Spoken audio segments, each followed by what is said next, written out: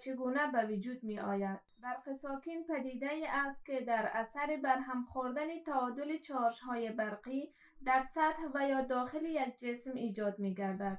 برق ساکن بیشتر در نتیجه مالش دادن دو جسم به یکدیگر تولید شده و تا زمانی که از طریق کدام جریان تخلیه نگردد در جای خود ساکن می ماند. در این مثال دیده می شود که با مالش دادن پوکانه به موی پشک تعادل چارج‌ها در سطح پوکانه برهم خورده و چارج‌های منفی در سطح آن تجمع می کنند و با موی پشک یک ساحه جذب برقی را ایجاد می نماید.